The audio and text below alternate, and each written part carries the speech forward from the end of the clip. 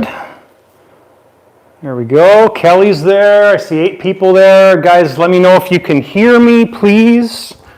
Always want to make sure that the mic system is working. And do we do the old live from Calgary studio, just outside of Calgary, we have Jonathan!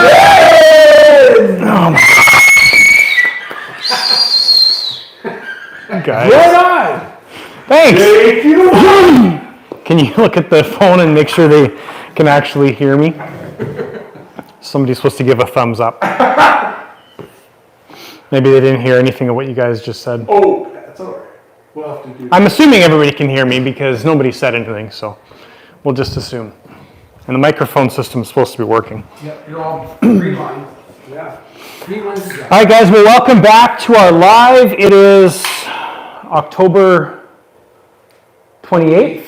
Couple days before Halloween. October 28th, 2023. It's been a busy couple weeks since our last live. We did a quick trip to California. That was last weekend. So everything actually worked out really well with our lives and stuff. So last live happened. We went to California for a few days, as we were talking about in the last live. So that was awesome. Thank you to Mr. David Jet Guy for hosting us and taking care of everything for us. Totally appreciate it. We also went to the Apollo field on the Saturday and got to fly some amazing flights on Coco's Rebel. Thanks, Coco. Thank you, Coco, for letting me fly your Rebel. And Katie's also behind the camera as well, too, and she's got a microphone on. So if you guys have any questions, you can ask her and she'll relay them. So, yeah, so we went to California. That was awesome. Came back and we brought winter back with us. Not like California was winter, but it is full-on winter, and that's the reason for all the stuff behind me is all of my parts bins came out of the trailer, and they haven't been organized yet because flying season is definitely over for us. We've got probably 6 inches of snow on the ground randomly in some areas, so that's been pretty much the gist of it. We are, tomorrow's video is the F16, the BVM F16. That is video number 5 in the series, I think. 5 in the series. And I think there's going to be 2 more. So today we recorded a bunch of stuff, got a whole bunch done, and that's going to be video number 6. And then video number 6, and then will be a final video doing all the scale details and all the stuff that we still have left to do. So we've gotten lots done on that plane, and that's the goal for tonight's video, or ultimately the goal for this live, is to do our engine run on that aircraft. So we got the engine installed, the board got all done today. We'll take a look at that stuff here shortly. Landing gear, just before the live here, we checked the landing gear and the air system. That's all working. We're having a little issue with the BVM air solenoid, so we're trying to figure that stuff out, but otherwise the air system's working great. And the plane for all the functionality portion is pretty much done. Now the last video is going to be focused on all the scale stuff that still needs to be done, which is actually a lot. Like the chute mechanism we've gotten almost completed. As far as the painting goes, there's still the mechanism portion to do. So lots to do still. So that's the plan for this live. Again, if you guys have any questions, Katie's behind the camera. We got Russell here as well too, just for entertainment purposes only. Ward is here as my gopher, and we're going to get some fun stuff done tonight. So that's the plan. We've got a little bit of cleanup and stuff to do. The shop's in a bit of a state of disarray, but yeah, I think that's it.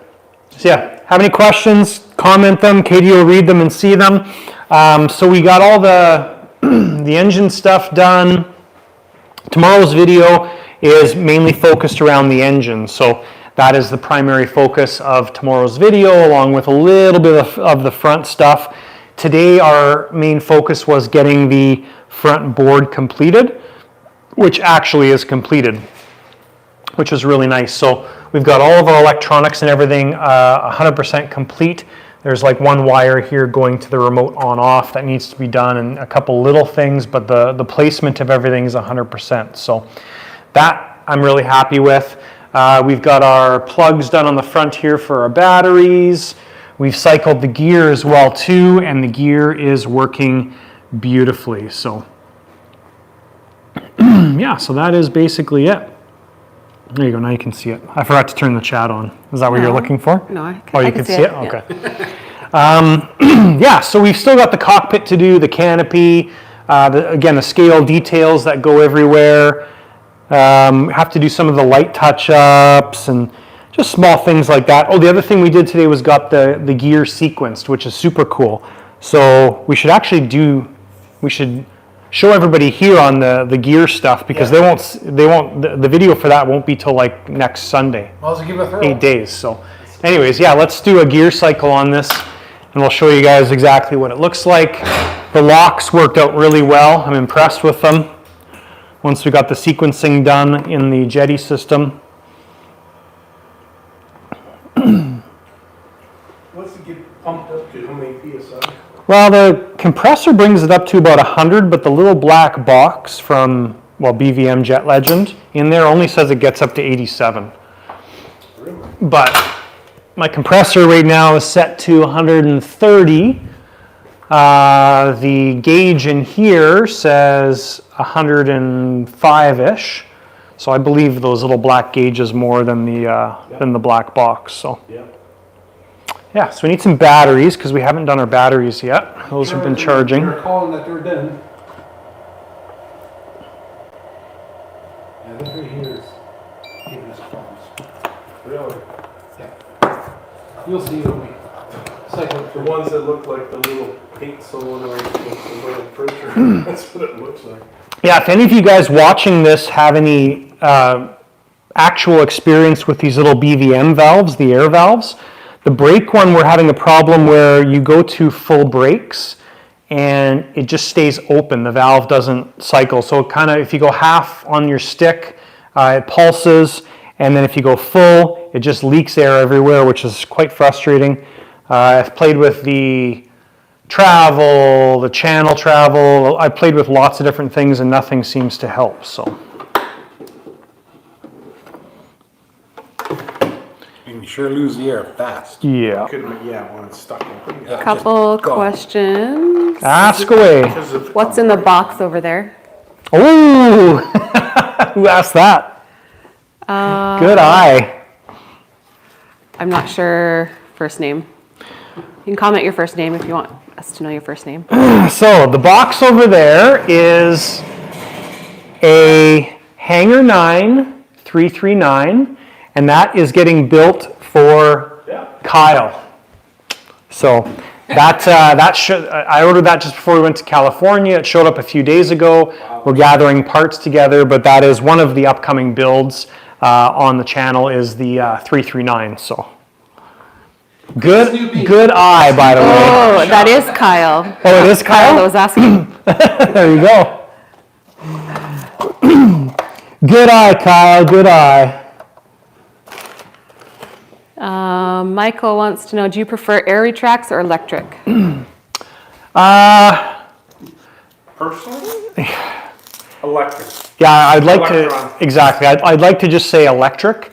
The problem is that you don't have that option with planes, with like scale planes. So you can't, there's no physical way to actually, I mean, of course anything's possible, but really there's no way to make this system work with electric, because you've got the cylinder that moves the gear in and out, but then you also have a lock cylinder on the dog bone, and that lock cylinder, I mean, to do it in electric, I don't even know if it would be possible. So No. it's It would have to go like a hydraulic, actually. yeah, like for scale planes, like a 339 as an L39 as an example, with the Electron retracts is awesome, but their gear is a lot simpler than something like an F18, F16. So. Oh, yeah. So we've got a little bit of kind of stuff to do to get this thing ready to run, so you kind of have to bear with us. So that F-18 didn't, F-18 is still here, still here? waiting for somebody to buy it. Christmas is coming. It is. Start whining at the wife. Kenneth says, is what you're drinking, but I think he means building, come in a kit or scratch built? For all the stuff coming up is all kit built. Kelly says, be careful in running that much pressure. The valves can stick. 90, I think, is at most is safe. Oh, yeah, he's the BVM rep. BVM dude. BVM master.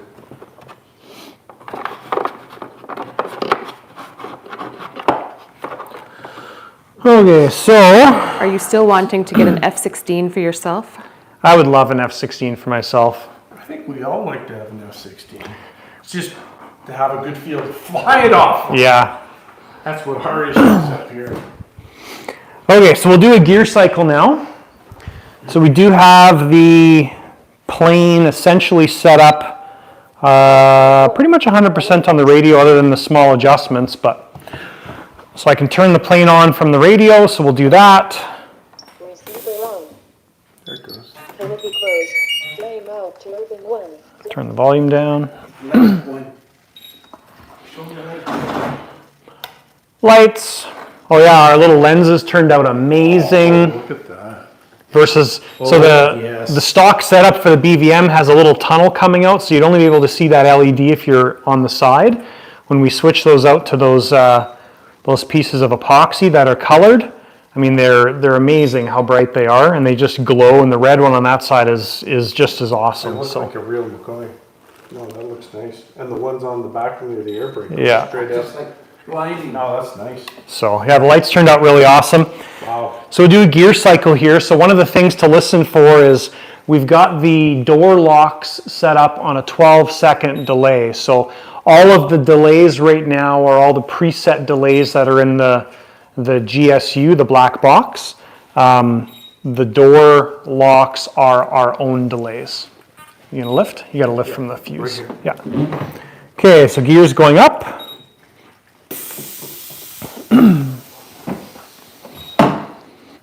Doors close, and then door lock. So all 3 doors right now are locked, no way to get them open. And then if we do gear down, you'll hear the doors immediately unlock and then come down. So there you go. Beautiful. Okay, down. Sweet. So that is very nice.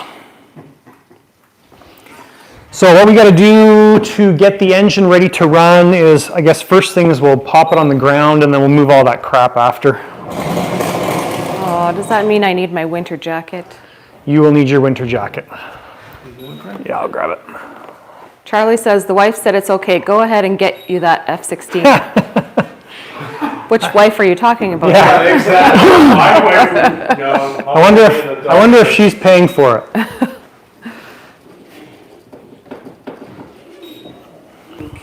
Cool. Part of it, that's what costs the most. Nick says, gonna need a fair amount of weight forward with that whacking great motor in it. Yeah. Turn that off. So one of the things we're going to do now is we're going to fill the fuel system up to check and see capacity. So the manual calls for 6.8 liters is what it says the tanks contain. I don't know if that's true or not, so we're going to find out.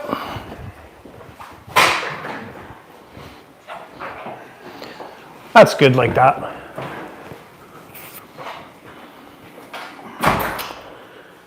You should have waited. Yeah, that should be fine. You just back it up to the hollow lid. We should be okay. Yep.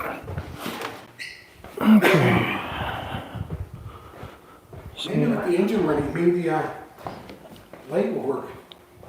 Yeah, maybe I will see. Oh, I've been having an issue getting the afterburner light. That's what we're talking about. Working, so I don't know if we Kelly can get that says the working. grass field in Lethbridge would work for the 1/5 F16 or even a 1/6. Yeah, the Prop Busters field too as well would be good for it. Stampede, no.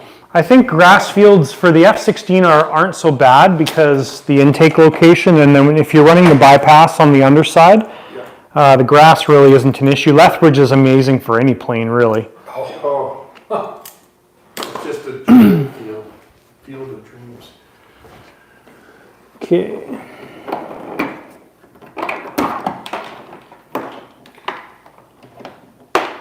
And don't forget that, pitch the pump. What's that? Don't forget to give his sales pitch for the pump. Oh, I haven't read the highs yet, so we'll do that. Stuart from Tasmania, Australia, finally remembered to catch a live. Nice, welcome. Kelly. We have Waz from Tasmania. yes. We have Tom, not sure where he's from. Charlie, Michael, Jason, Jerry. We have Kyle. We have Nick from New Zealand. Had a polar blast yesterday at minus 17 to a plus 20 today. How are the headaches? Yeah, no kidding. Okay. We've got Phil. He's back from the pub early. Nice. Oh, yes. Fish and chips. What else? Nick. Fred from Michigan. Howdy. Joe. Joe, we're using your fuel system, Joe. Smoking Joe. We have David Snyder. Hey, Dave. Okay, so first thing we're going to do is, if there's any more highs, just pause. Okay. We're going to fill up the UAT, just so that's full, and then we'll reset everything and we'll start adding fuel to the system. So, Tito. howdy, Tito. Craig from Australia. Tamsworth, Australia. There we go. And Michael's in Atlanta, Georgia. Howdy, Okay. Michael. Kenneth wants to know, what is the aircraft to the left of the Spitfire above your logo? That is a Boomerang Ranger. That one was built a year and a bit ago. We did the maiden in 2022 in spring, and the owner still has it here. So we've got Joe's fuel system here. So Joe makes these fuel systems, RC Custom 3D printing. These have the Graylor pumps in them. So the same fuel pumps that Jersey Modeler has. So our UAT is full right now. So now what we're going to do is we're going to test the capacity of the fuel system, or we're going to check the capacity of the fuel system. So we'll go to manual, and as soon as we hit start, it's going to start filling up the fuel system, and it'll tell us how many milliliters we're putting in. So the manual says we should be getting 6.8 liters of fuel into this fuel system. I don't know, I've never done it, so. Get your overflow? This is a first. I'm going to stop it just before, because it uses a special end, so. Oh, yeah. This is Dave Customs on there. Pretty nice. BVM end. Nick said, just noted highest turnout so far. Excellent. Nice. How many people are on? 36 right Holy, now. wow. From all over the world. From all over the Which world. is crazy. All the way around. And now Jonathan will do a dance. Kenneth says, got the pleasure of meeting John at Apollo Field last weekend. Yes. Awesome. So just for reference, the front tank is just about full. We're at 1 liter. 1.2 liters is this front tank. So now it's starting to fill the back tanks, or it should be. Yes. Kenneth Rose from South Carolina, and we've got a hi from Sultana, California. Howdy. Tom wants to know, any updates on the Bandits paint job? Bandit's paint job, I haven't asked for an update yet. I was going to today and I totally forgot to ask him. I will reach out to Jeremy the painter tomorrow and see if he's got any updates for us. That was from Tom from Ohio.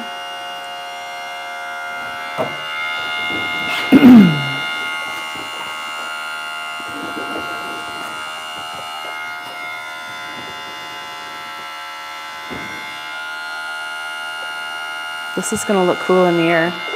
Yeah. Yeah, it's a nice scheme.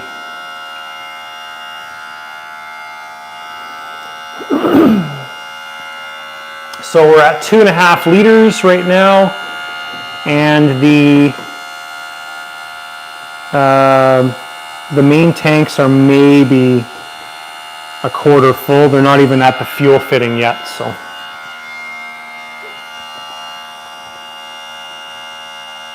This is kind of like watching paint dry, but what I'm looking for, I guess, to give you guys more information, what I'm looking for, this is the very first time we've filled this fuel system, so I'm just watching it carefully, checking for everything. I mean, this is not a time when you'd want to fill it and just walk away from it, so that's why I'm focused a lot on this right now. You're checking for leaks, you're making sure you don't have fuel spewing anywhere, nothing explodes. That's the important stuff. We've got a hello from cold Sweden. Wow. It's 3:25 in the morning.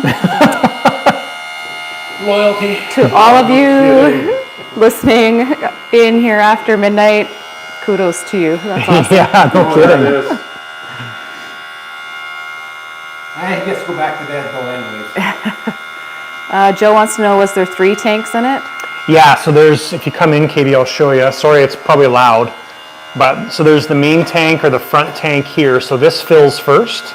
So the main tanks drain first. This is the final tank. So obviously the final tank fills first. That was the 1.2 liters. Now with this one being 1.2, these ones should be 6.2, 5.4. So probably 2.6 liters each, according to the calculations, but there's 2 vent fittings on the front tank. Those are exactly the same fuel fitting length, which you'll see in tomorrow's video. And those come to these saddle tanks. The saddle tanks fill and pull at the same time. So we're at 5 liters right now, and we are just coming up to the bung line. Joe, can you put your website link or your information there? We've got somebody asking where the fueler is from, so. Oh yeah, RC Custom 3D printing. I'll show, when we're done this, I'll show you guys the label, but Joe's on here, he can post it on the chat.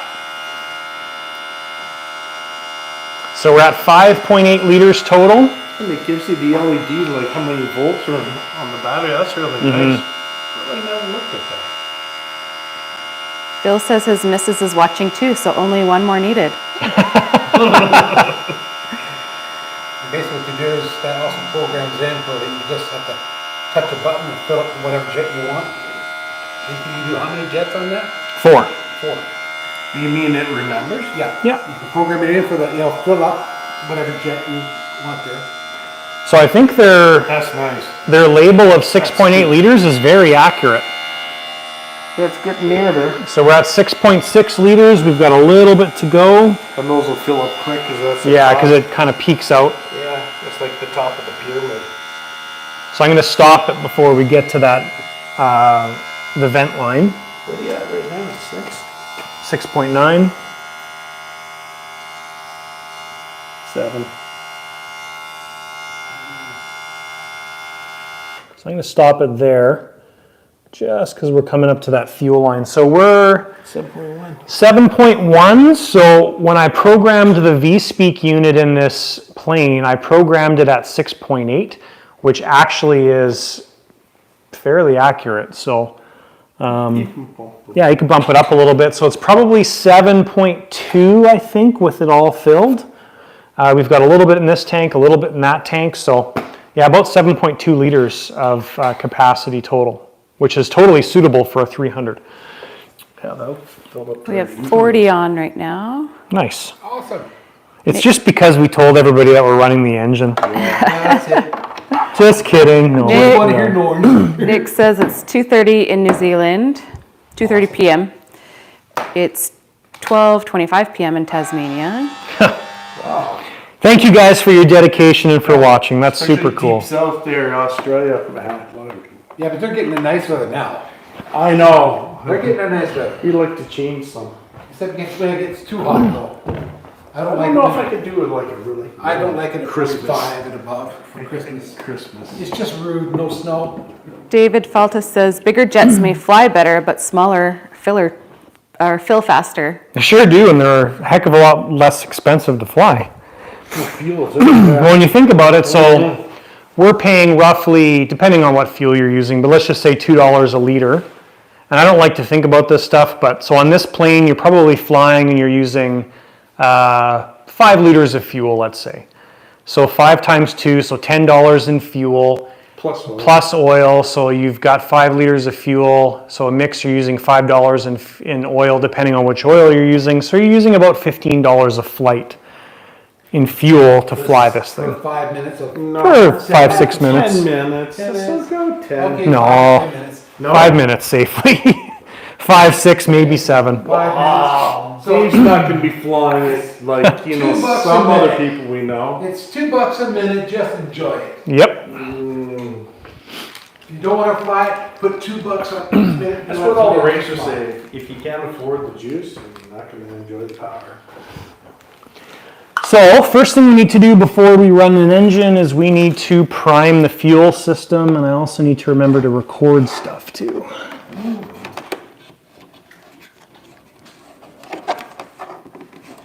So we're going to plug in our GSU so we can prime the fuel system. We've got 44 on. Sweet.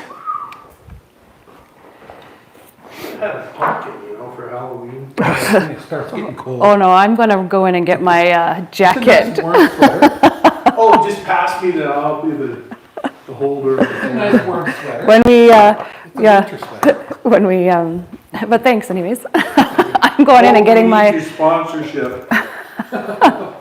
No, he's gonna block that out. Oh, you don't know how much I spend on Coke.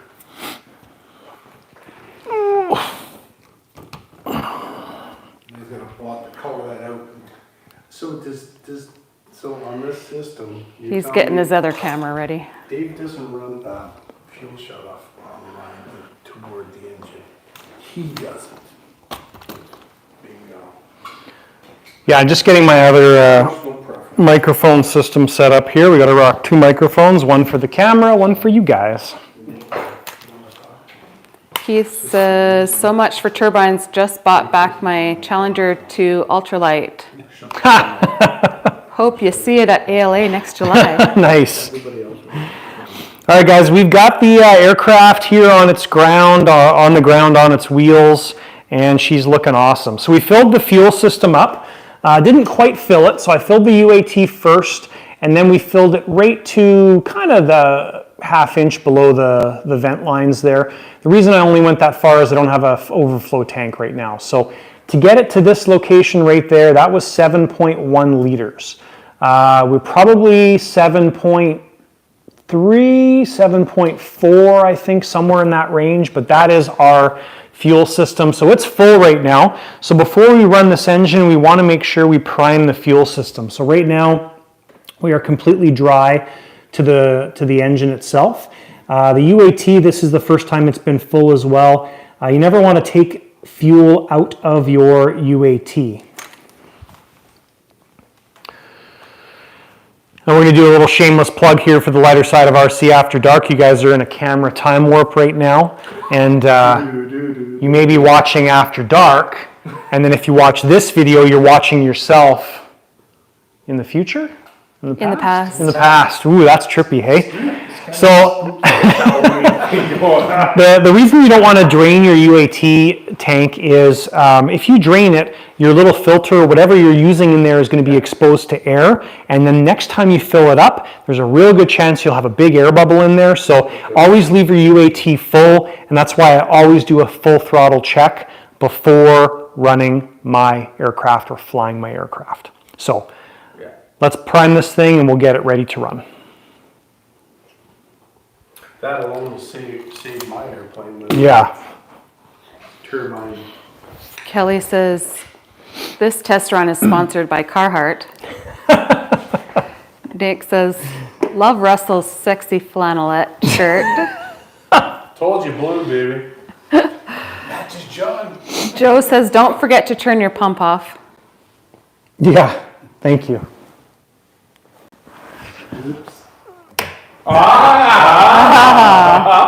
Joe, you're watching carefully, I see. Joe, how fast would that drain that battery? That's a good. Nick says, steady on the Mountain Dew, hey? Yeah. Yeah, so there's our brake valve. If I go brakes full right now, it just leaks air out, so. Joe says he sees all. Okay, so engine offline.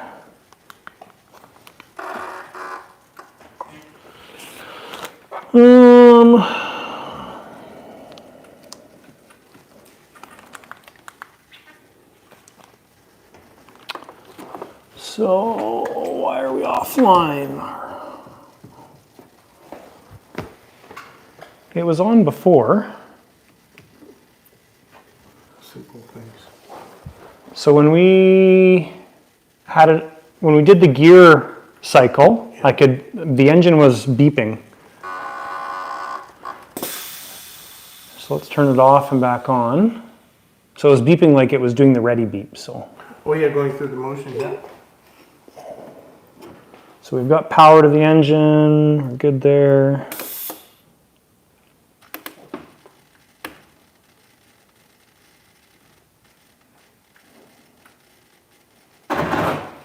And again, engine offline. That's weird.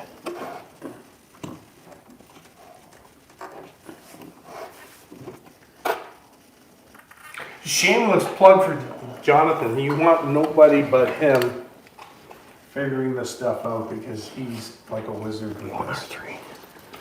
He figures stuff out for a lot of people. So I'm just going to go into our Cortex ports and just check everything. So the V-Speak is plugged into E1R3. We've got control of everything.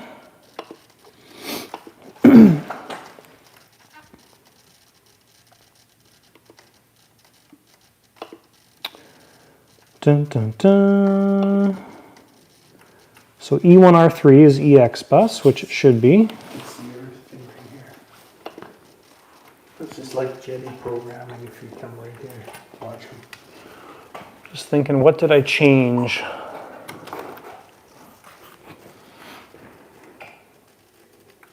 Dave might even kick in. I think Dave's out of the country. Is he? Oh, that's why I was talking to him like at 2 in the morning. I'm like he's never up at that hour. So why is our engine not liking life right now? Yeah, that's powered. Powered. Cortex is going red. Yeah, Cortex should be just kind of, Should be green, shouldn't it? yeah. No, that's just because I have it switched off. Just so it's not sitting there adjusting itself constantly. Oh, yeah, yeah.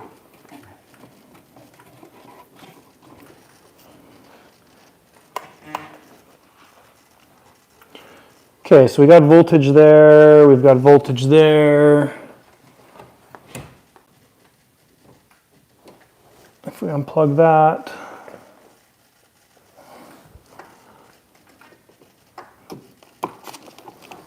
Let's just do this. Study RC. We Okay. have 50 on now. 50? Holy, everybody's wanting to see this engine run. They want to see the. Okay, so we got to program this. Let me know and I'll plug it back in. 1991. Okay, idle. Minimum. We have Victor RCJets on.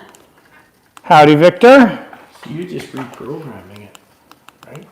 Yeah. Starting it all over. So we're going to test our fuel pump now. If you want to open up the. Oh no, This one it's here? good. No, just leave everything. This should be all good. Yeah, you're all good. Just have to plug her back in.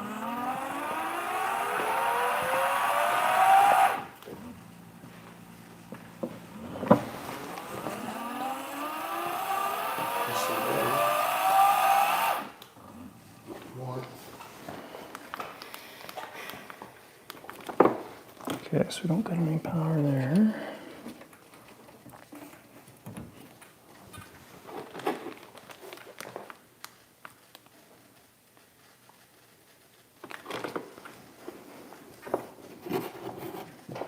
Nothing new. Done had to do this before. No, it's just like when we're at the field, she used to come up.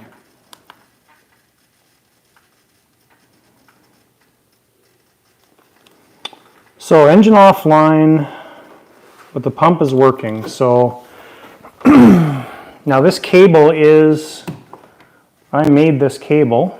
I don't really suspect there's anything wrong with it, but what we'll do is we'll unplug the cable and we'll try putting another cable in place there. The long one. You have one already made? Yeah?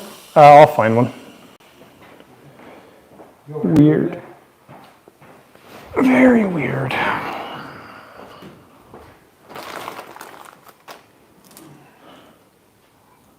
This is why we like jets, because it gets complicated. Yeah. Nothing is. Could be running smooth, and then all of a sudden something just pops up. Man, did you make a whole I got bunch one of over those? here. It's all good. You've been busy making them, huh? No, these I order from Sweetman. Oh, He says just kickstart it. Yeah. we'll just take like the old RC.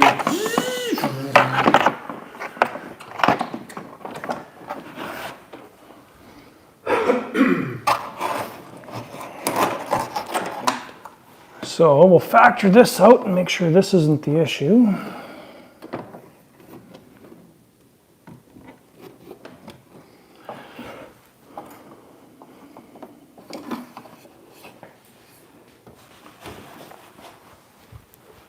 Okay, so that's plugged back in.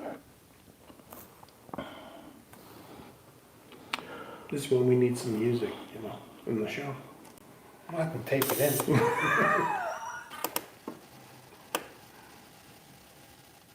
Let's see what kind of music, sorrowful music or happy-go-lucky music? Well, it's, you know, past the time away music. Elevator music. So the only other thing that I can think of is, but the V-Speak's working because it recognized my throttle channel. See, now we It's just the engine's offline for some reason.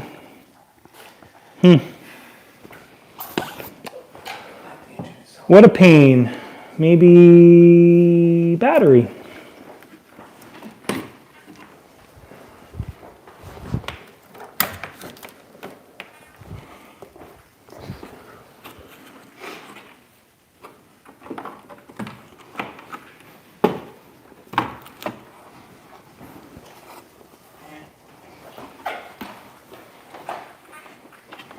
So it's recognizing the power, so that's not it.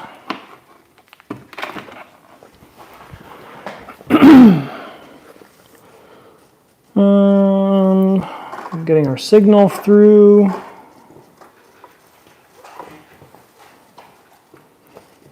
So we got power there. Okay? Whatever you touch. Okay? This wire. She's back. She's talking. It just wasn't plugged in. Yeah, I don't think the V-Speak line was plugged in, or that one line Just there. came alive. There we go. Yeah. Okay, so we're gonna switch the battery back to our Regular one. regular battery. Jeff says hi from Dallas, Texas. Hey, Jeff. Did you want to put everything else back together? Or run with No, everything's, we'll just, No, that wire's fine. the wire's fine, yeah. It's not gonna hurt anything, You so. just hot wired it and Yeah, big jumper. I was gonna say, did you have the engine plugged in? But I figured that would be too easy. Yeah, that's too easy of a thing. Okay, so now we'll check our fuel valve. That clicks. It wasn't clicking before because the engine was listing as offline. Gas valve's good. Fire. Glow plug is good. Good. Test starter, we know that works. Now we can prime the fuel pump. Is there 2 plugs in this one or just one? 2. 2? Yeah. There we go. there's fuel. I see the bubbles. Okay, so we should be ready to Rock and roll. run this thing. Okay, here, take the camera. She's running from the cold. Go become an Eskimo. It's only winter. Happens every time around this time of year.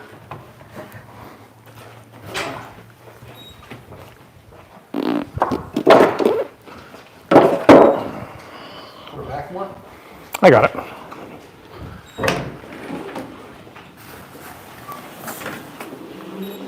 Who's in front of the door? Me, right? Yeah. That's okay, just my work truck. Not yet. Just do it at the last minute, wait for everything to be ready.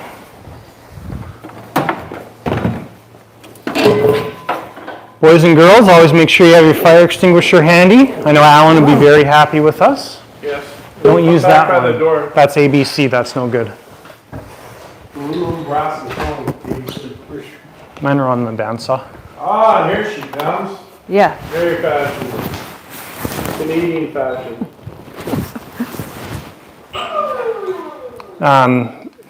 Let's take your mic off. Yep. Otherwise, I'm sure it's gonna everybody be, heard it's gonna be everything. like run and roll. It does that weird wheel thing on the mic.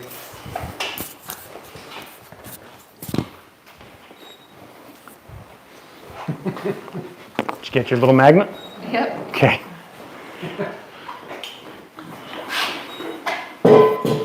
Okay, so I need to get my other camera. Ear things.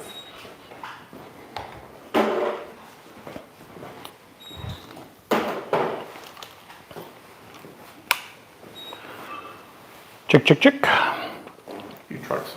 All right, so we are going to test run the engine. Now, just to give you an idea of what exactly we do during this test run.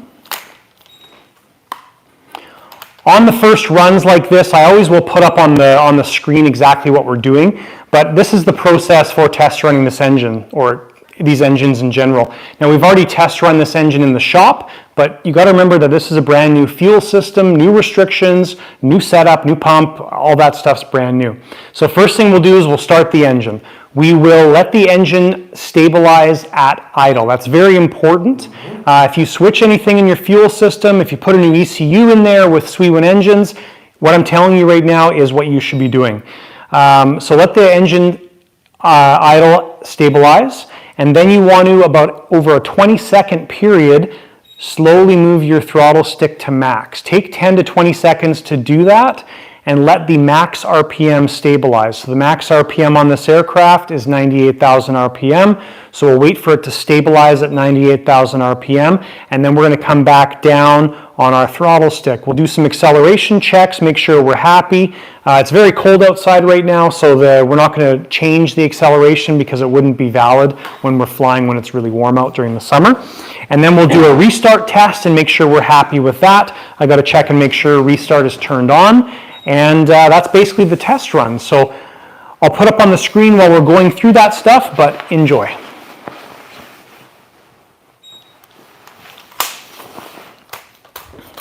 So for you guys, that's what we do. It's very important. A lot of problems are solved with that process that I just mentioned. We deal with that on a regular basis at the flying field. I have people call me all the time.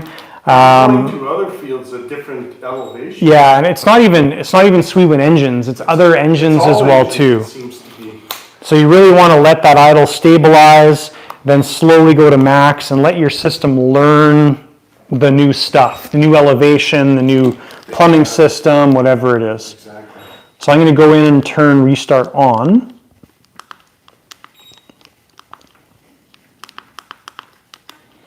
Because they come as off.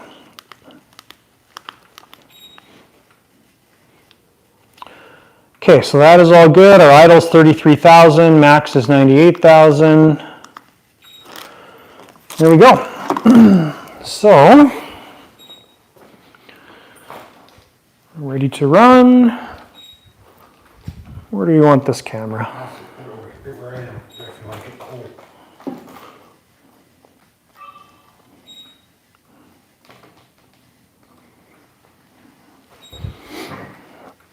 There we go.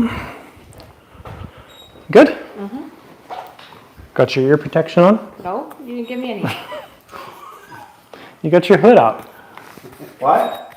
Do you want some? Where's, I can hear. I have some in my trailer. I can give mine out. We're like blowing up. I'm back here, I'm not over there, it'll be fine. Yeah, she'll be okay. No. I got my earbud that work just. I'll get you some, Katie. Give me a second. Yeah, it's. You haven't been subjected to these frequencies you need. I went to dual concert last night. It's like me when I come back from the Kiss concert. I'll be quiet. That's why I take your book. Yes, for Kiss I am. Right up. Brr, it's cold out there. Glad the wind's blowing from that way, so it's not going to be blowing in here like crazy. You trucking to be okay? Oh yeah, Okay. It's a Toyota, you can take it. these are my backup ones for you. It's in the process of getting Thanks. recycled. Well, stop your ears from ringing. I can't hear you. That's right. Isn't it perfect, husband? What? Perfect for the husband, right? Perfect for the sleeping. I think this is what the kids wear all the time.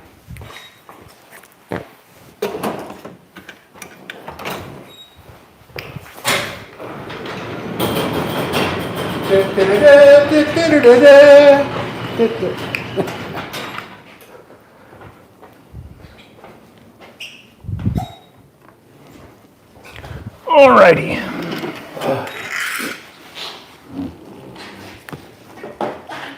You need to wait till you truck.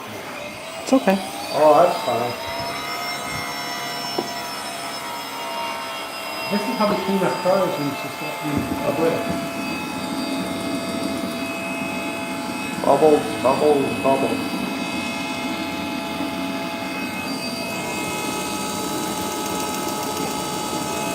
There we go. So we'll probably have to do another start because we still don't have fuel coming to the engine.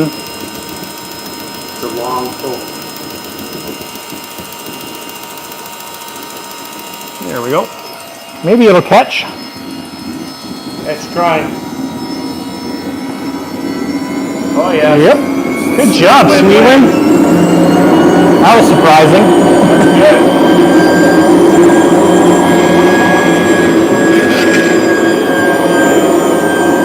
Might not make it. Lots of bubbles.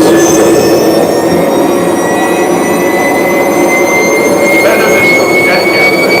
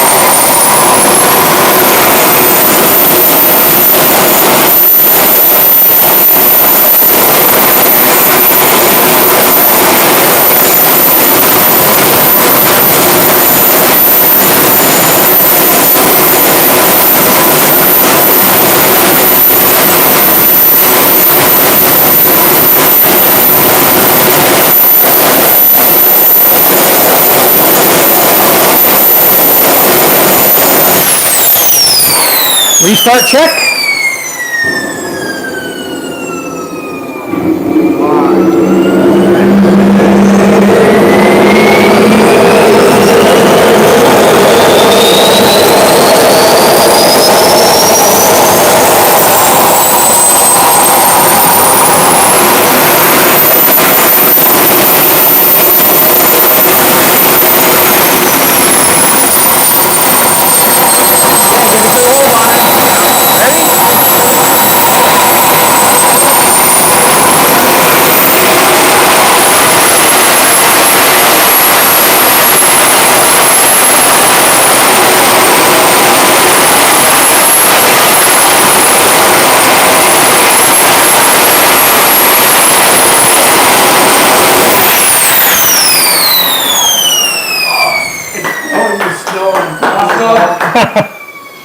How's the power award? Oh, if I wasn't digging into the floor, it would be out on the wall. Yeah, you've done your gym exercise for the day. So everything worked good. Our acceleration is crazy fast, 4.1, 4.2 seconds. For a big engine out of the box. Yeah. That's unreal. So one of the things that we set up with the V-Speak here was a taxi tank feature. So when this engine first starts, the fuel is set up to 5.8 liters and it's counting down.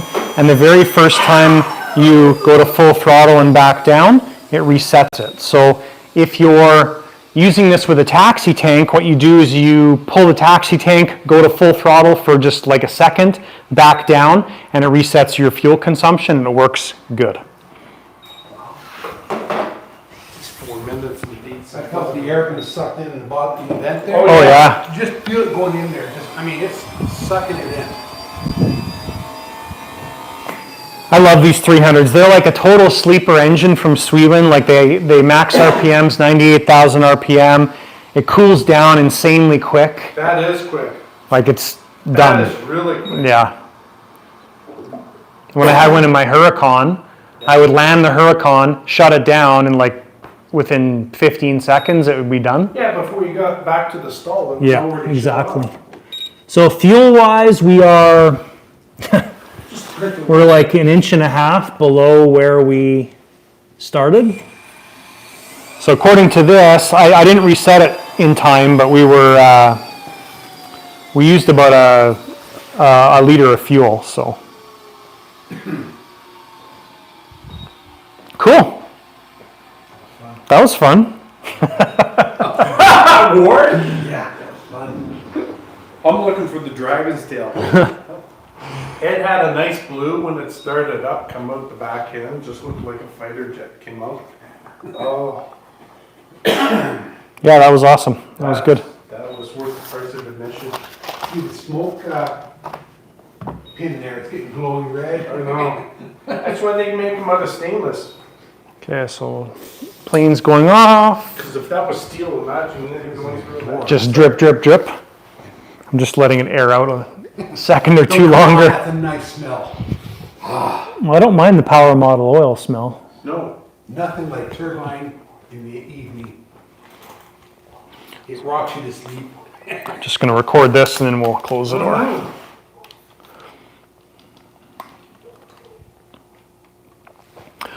All right, so that was awesome. I'm sure Ward had a bit of a struggle holding that plane back. Lots of power from the Sweetwind engine. So the acceleration was like 4.1, 4.2 seconds, which was crazy fast. The restart was awesome. No issues with it at all. As far as fuel goes, it used, well, you can see the line right there. So according to the telemetry, it used about 1 liter of fuel. Previously, it was right below the vent fitting there. So In 4 minutes of running. yeah, that was pretty awesome. Very, very impressive There's plane. a lot of fuel still left. Oh, yeah. Jeez. Well, and we can suck it out and find out how much. Oh, yeah? All right. Victor says 30 kilograms of power. Well, in temperatures like this, so when I did my very first Sweetwind test, going back 3 years, I think 3 years ago now, that was with a 220 engine, and we were getting, I think, 15% more output from the engine. It was minus 20 degrees Celsius outside, but it was still fun. The neighbor sure complained. It's just like when we did the Jet months one of mine. I Yeah. think it was like minus 15 and That's how you clean driveways. I just remember Jet months didn't like that dragon tail that came out the back end. And they complained about it. Nick says lucky Ward didn't get impaled by the pointy bit at the front. I had it to the side, I had it to the side. Yeah. Safety first. And the pitot tube was just about finding a new home. Okay, so now we'll suck all the fuel out, and we'll find out how much we're taking out of this thing. Zeroed out. How do you zero that sucker on there? As soon as it's off, it zeros. That's nice. So according to the telemetry, so I did the fuel reset when we were at like 5,200, because I looked down and I was like, oh yeah, I forgot to reset it. So then I tried going to max. This is while the idle was stabilizing. Then I went to max and back down. I think I did it twice, and it reset. So go manual, out, start. We had 7.2 in there. Yeah, Is it pulling? There you go. helps if you turn the valve on.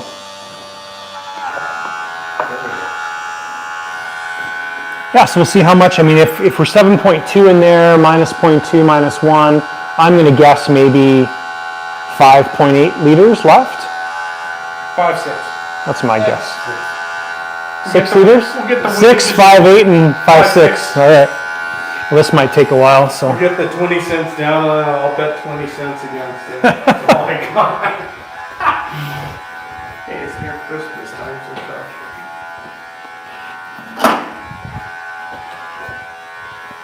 So if you guys have any questions about that, let us know. Let me know. Just coming up to you guys because we're going to put Katie's mic back on. There you go. Well, hi guys, what's up? 51 people watching. I feel Is very that like thankful. 56? I feel the need for speed. So we are just below the line there. Taking out 1.1.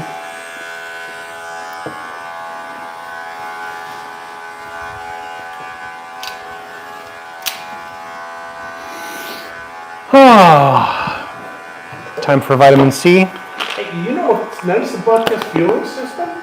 Is you can basically plug it, put the overflow tank in, and then go do whatever, and they'll shut off. And then you'll just catch the overflow. If you're dead dry, right? Yeah, if you're dead dry, yeah. Yeah. So you know, like I'll when just I- sit here and wait 10 or 15 minutes. When I fill my kinetics the first time, Oh God. I just push kinetics and it fills it. That's sweet. No, and then you can go do something else around the plane to get it ready. Yeah, it's handy. Joe, that's a really good feature, by the way. But remember, it should always be near the plane just in case. Yes. Safety. I know. We didn't have to use the mace.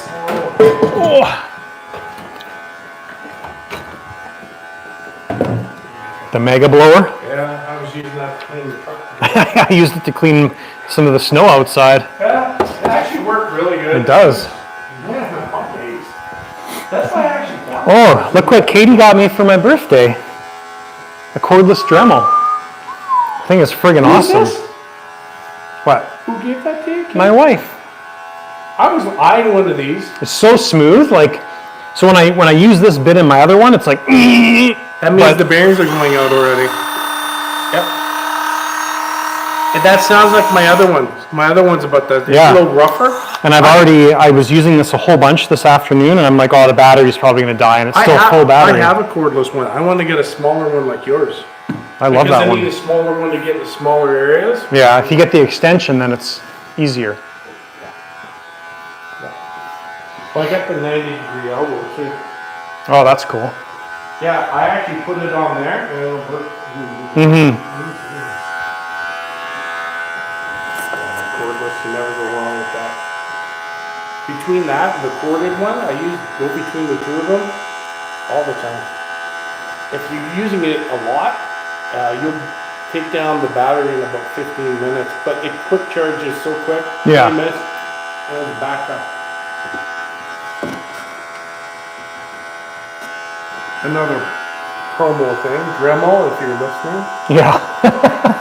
We would be happy for you to be a channel sponsor, Dremel. We can find. We use you all the time. All the time. I mean, all the time. And Hisol, if you're listening, Yes. could really use your help. That's 3M. They've been going through some legal battles down in the States. I don't think they have any money to spend right now.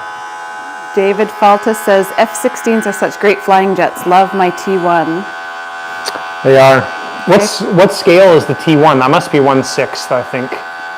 Okay, the Victor RCjet says it's 7 p.m. there. Nice. what do you got? And David S says, howdy, I'm here. Hey, David. It's not pulling it anymore. Yeah. So this one's probably empty too. Yeah, it's starting to pull from the front Yeah, tank. my guess is like. David, did you catch the engine run? Or Hopefully you didn't miss it, David. Yeah, David. You have to watch it on Wherever you Saturday are. night or after dark later on tonight. I think, who said 5.2? Is that me? I said 5 point what? 6? I said 5.6. That's said when he 6. said I said 5.4. So I think we're probably, 5.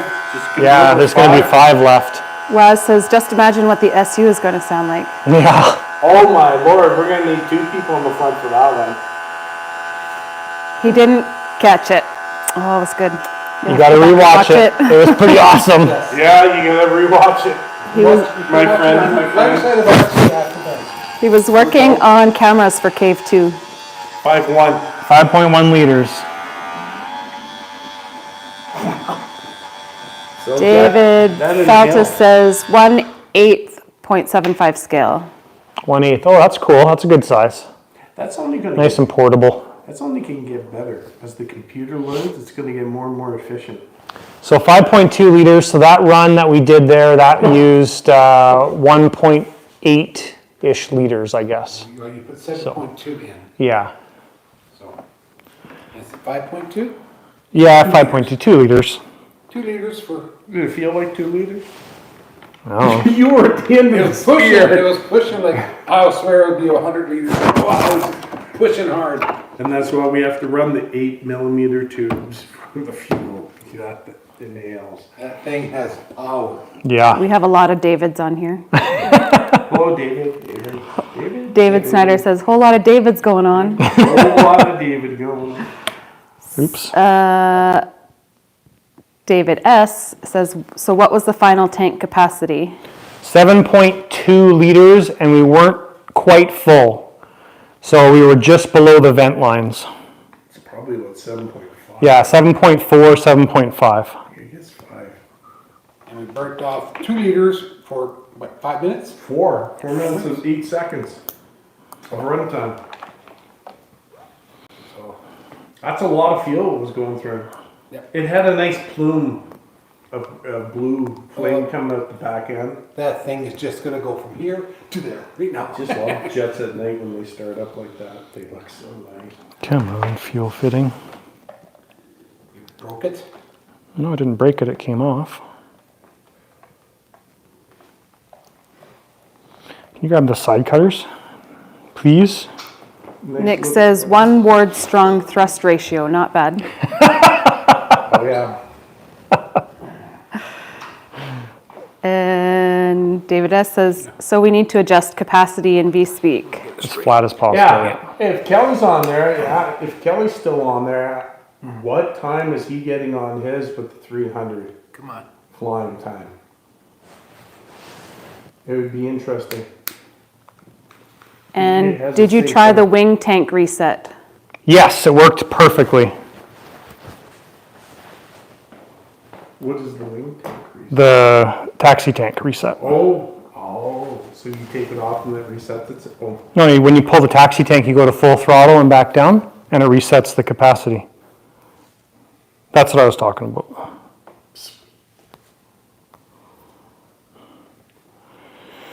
Sorry guys, I know this isn't overly exciting, but my fuel thing is coming apart.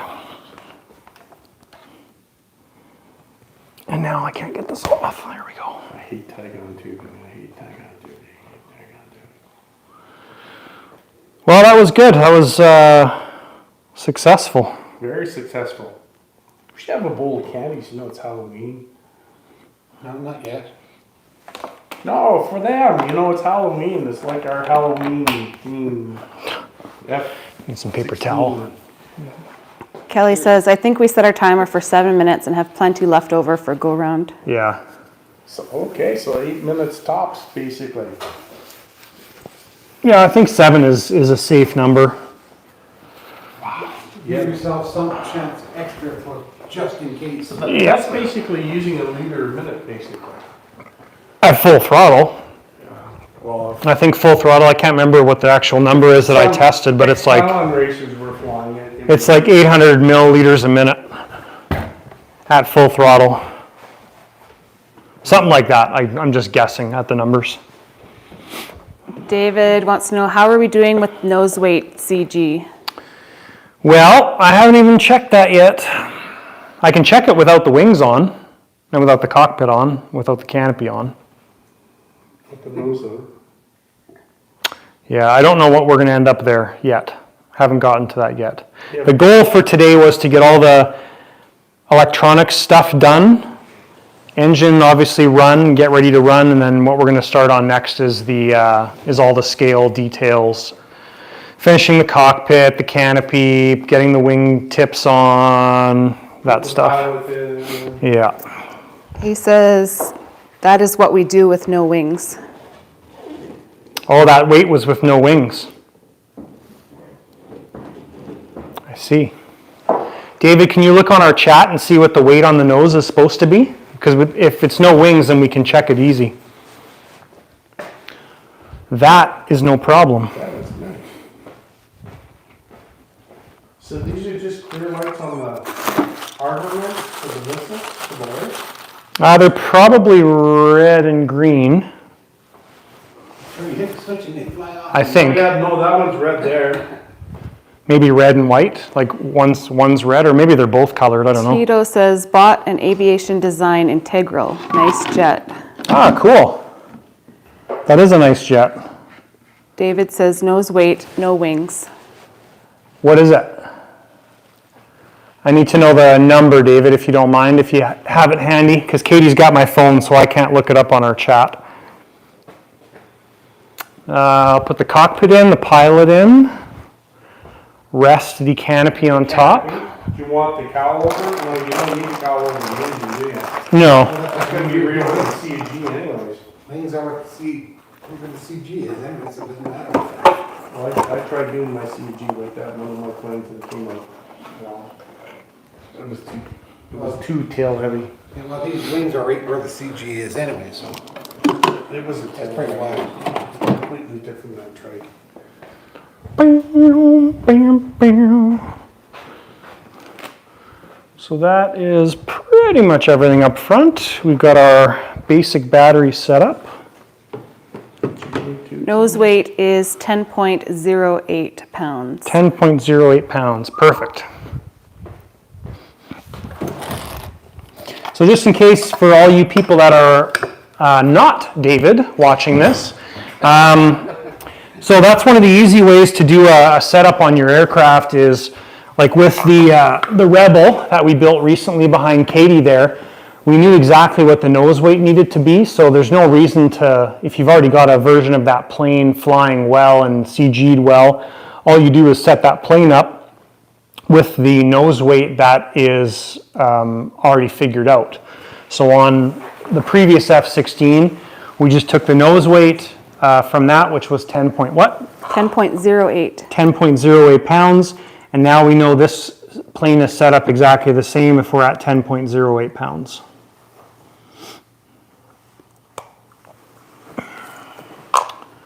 So, tear.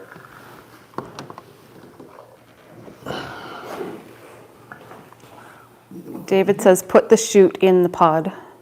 10.4 pounds with the way it is. No, we don't need the back ones on, but we'll need to put The pod on because that will make it. the ventral fins as well, because they're Yes. behind. That will bring the nose weight up. We don't need them on, they just need to be back there. What's that supposed to be? 10.08. Yeah, no, that will easily make it 10. So we'll just 2, tuck those there. Engine hatch. 10. Right there. You're 10 right there. Without the. How about the chute? Yeah. The chute's gonna. The chute would do probably not all that much because it's just fiberglass. Yeah, it's just the actual Parachute's- housing the itself. chute's not even an ounce. An ounce, maybe 2, maybe. I'm handling this carefully because it's still, the clear coat's still wet. Or, not wet, it's, you can make fingerprints on it. That looks cool. Oh, that looks so good, eh? Nice. So it's 9.8, David. Nice, that's really nice.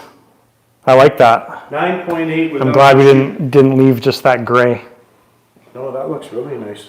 That's really nice. It looks like it was Wow, designed that way. very much so. Also, So we're 1 pound light in the nose. Now that's no, the only thing that has fuel in it is the UAT.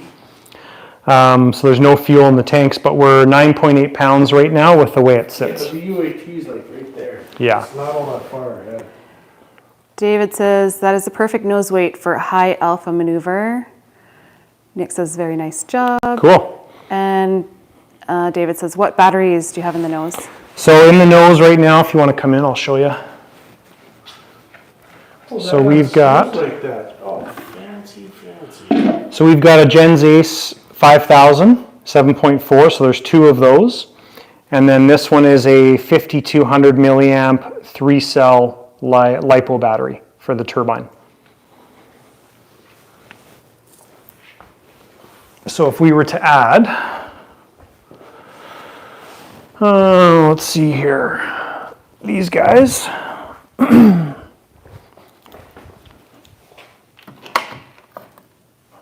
Oh, for the receiver. No, just for weight. So there you go, 10.8 pounds, 10.89 pounds. Adding those batteries in, whatever those guys weigh. So let's weigh these.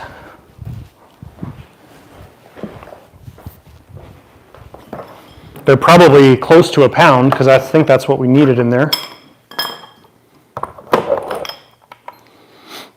So this battery bundle is 275 grams, so that's half a pound, a little over half, 275 grams. It's like 9 ounces. Keith says, keep up the great videos. We'll keep watching. Have to go pick up fuse for Challenger 2 tomorrow. Still plan to have you fly a Byron F16 DF fan plane this coming summer. Look forward to it. Fan plane, man. That's a throwback. David said, should be 10.08. Oh, 10.08, okay, Yes. then we're even closer. We need some stick-on weights. Yeah, we won't need much to get on there. Nick says, nice bit of battery trickery will do the trick. Nice. Yeah, we probably, let's see what we got here. You got that chute kicking around, maybe we could just... Yeah, I just don't want to touch the housing, that's all. Yeah, no, we could just set it on the back here, kind of. It's right there on the table there, that, on the far corner, yeah, go right corner, right in the corner there. There it is. Nice colors. Yeah, it doesn't look, there's not much weight. Yeah, they're, That's only like 2 ounces. so that's 10.18.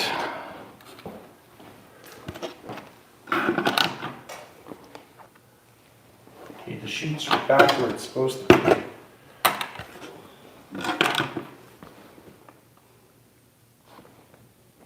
Yeah, the chute offset that a little bit.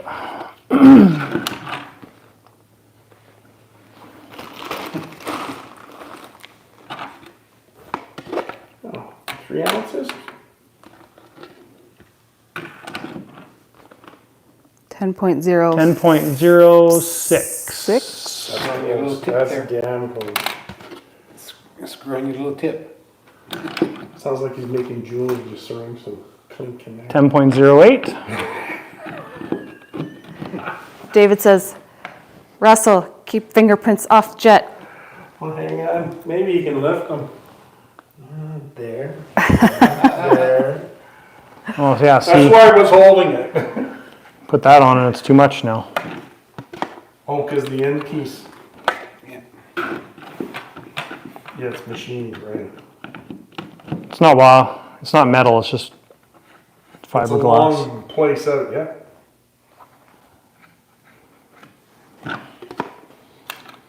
This balance game. I know. You just figure out how much that thing weighs and then just add what it. Yeah, but the distance screws you up, that's the thing. It's the length, right? There we go. You hardly have all that much in there. 10.05. Yeah, there's not much stick-on weight at all. But it's going to depend on what batteries he Oh, yeah. puts in there too, so. That's like only like 2 ounces of weight. 2.5. There we go. That's pretty good. That's really good. 10.07. And if we screw this on all the way, maybe it changes it. 10.07. All right. Right on. Well, that's good. I'm glad that the batteries ended up going here because that's where I put the battery plugs. So I kind of just assumed that the batteries are going up front. Well, with all those lightning holes there for Velcro to pass and everything, yeah. Well, we'll wait and see, although the batteries may change, but at least we've got the weight with those batteries. Yeah, he had a good idea exactly what you had about it. So with those batteries, Is there? we added 102 grams. So with, I say maybe definitely, but yeah. Shoot. David says he will have, I think it's twin 2-cell 5,000 gens ACE and 1 3-cell 4,000. Put on the weight scale there. yeah, so you'll need a little bit more, we'll need to add a little bit more weight because of the 4,000 for the turbines. Because this is a pretty old, heavy battery, so. So 102 grams, huh? Yeah, well, with this layout, right? Well, parachute. Yeah, with that, I'm just gonna weigh the parachute here. Cool. Well, that was a good accomplishment. 51 grams. Oh, so it does weigh 1 3/4. Something. 1 3/4 ounces. Jeez. Yeah, that chute thing looks really good. No, it looks like it's meant to be there. That's So awesome. that's why it was built there? No, but the colors, I did the black extras Yeah, on it's just like, wow. because the black stopped right here, so I added the extra black and then on the bottom. That's It right. makes it. That's right. It makes it. Yeah, you wouldn't even know. Yeah. That's wicked. Love it. You see what the new F16s look like with the hump on them, with the fuel tank extension is. Yeah, I'm not a fan of those. That's what the new. They're pretty that's what's ugly. Coming out. I know. Like it takes away the whole top of the fuselage. Yeah, a fellow named Seth down in Kentucky Jets, he made those fuel tank extensions or Yeah. whatever, and they kind of sit up here. Yeah, well, yeah, there was ones like here, but the new F16, it basically starts here and goes all Oh. the way across to here to the hump. And they made that into extra fuel capacity. Does it look good? Not that looks are everything, but It's something a mother's gonna have to love. You know? It's all right, but I can see that, because if those engines, like the real ones, burn, and they don't have much capacity, they Yeah. need as much as they could get out of it. yeah. And probably the newer gens that put in, they're consuming even more, well, a little less fuel, but more power. David says the chute pod is magically awesome. Thanks, David. Somebody had a good suggestion by adding the black. I appreciate it. Show the hatch tab covers. Oh, yes. Hatch tab covers. Thank you, Kelly. This was Bring it in close. David Yeah. said show the match or the. So Kelly's hatch tab covers right here. So these are in tomorrow's video that we'll talk about it. So normally there's your pin sticking up, but Kelly made these nice little pieces of triangular wood, and they basically make that whole thing just disappear. Oh, they blend too. Yeah, It makes it like they're supposed to be there. yeah, It exactly. looks like a little antenna, actually. Or a wing, mini wing. Looks like a little antenna, like it's supposed to be there. So very nice. Something military. Cool little touches. Makes the plane go faster. Awesome. Wow.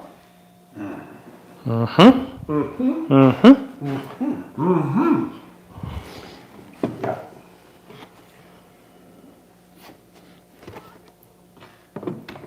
There's still a lot to do though. That's the thing. Is that pilot can Velcro onto the seat, I guess?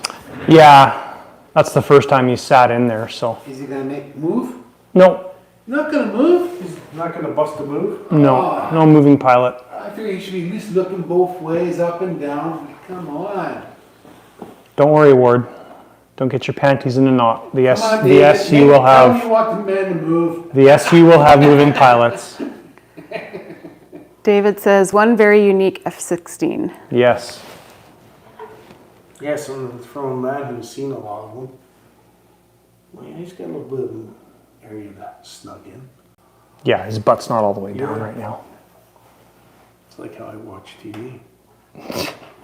Sitting on the top of your seat? Yeah, I just so bad, you know, like that. Nick says it's an epic paint job. Yeah, there's a lot of people that were commenting that they don't like the gloss, but I actually didn't really like the gloss to begin with. And if it was a scale, like Warbird model, like military, that's a better way to put it, military model, the gloss doesn't suit it for me or do it for me, but with this scheme, the gloss is really nice. Even the semi-gloss looks super good. Yeah. The full scale one is, I think, semi-gloss, Yeah. or like a halfway in between flat and Yeah. gloss, whatever you Well, call it's that. kind of like that A10 when they changed the color scheme, right? Yeah, Same thing. yeah. Brian says my Panther hatch, you twist the antenna and it activates the hatch clips. The builder did a good job on Oh, that. cool. That's a good idea. Kind of getting James Bond-ish here. Yeah, that stuff takes like, if you start redesigning that stuff, it takes so much time. It sounds like James Bond, just turn it. David is asking, did we get pilots for the SU? No pilots yet for the SU. That's on you. SU is on you. He's a poet. He didn't know it. Kenneth says, without doubt, just awesome. Kelly says it simulates a snake skin. Yes, And Brian with the says, gloss. very finish. nice F16. Yes. Absolutely. For guys who have never seen too many snakes, not even rattlesnakes around here. I'm going to leave it on the ground because we need to do the closing for the video.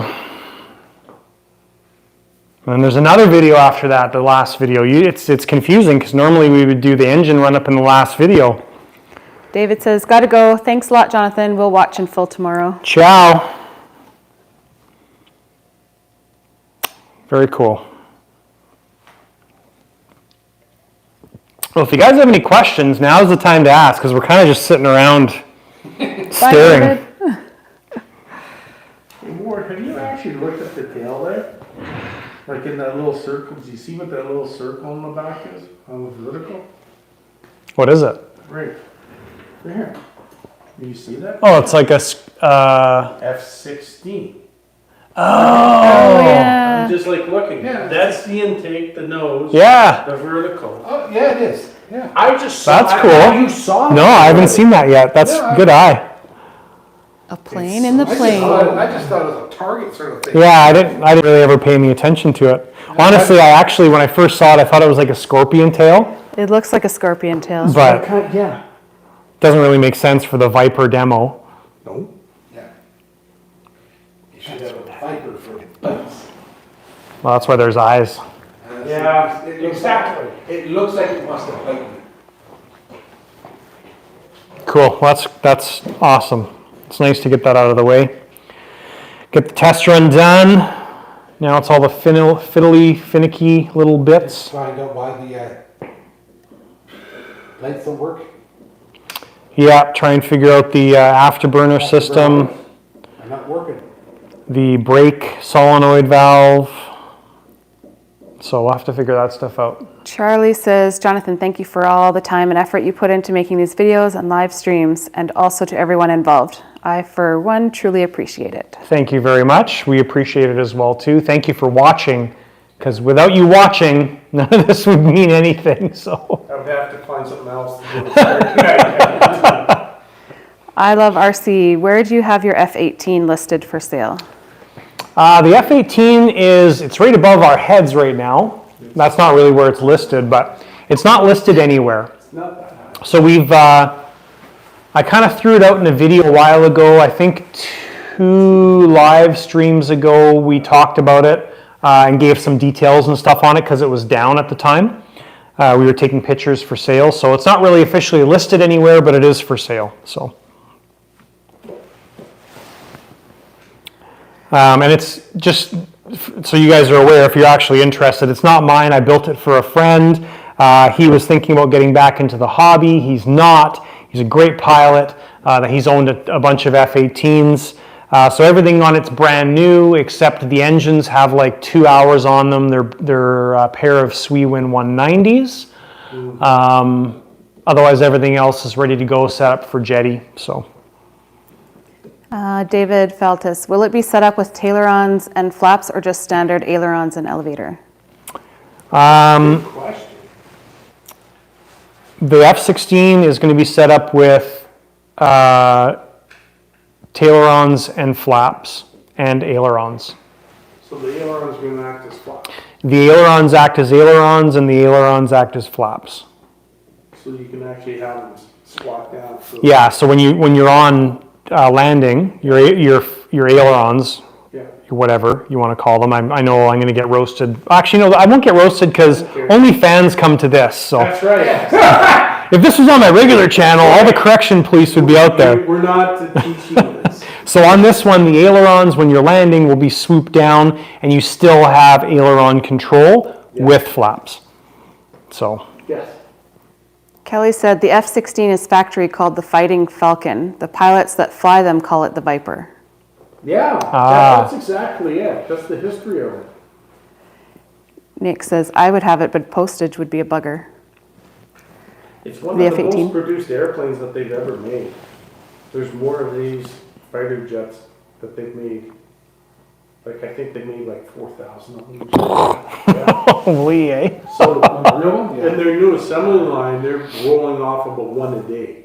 Wow. So you think 360, it's going to take them 10 years to get it back up to the same numbers. But they go all over the world, right? It's not just a U.S. plane. It's all over the place. So the new one's got all the new avionics with the new humps for the fuel and everything in it. And there's actually YouTube video on it and stuff like that. But yeah, the whole 1 a day. It's amazing. The jig is huge. Yeah. Like, it's the size of the room, and they walk right around it, and they're standing on top of the thing, putting in the fuel systems. Huh. It's amazing. Who makes the F-16?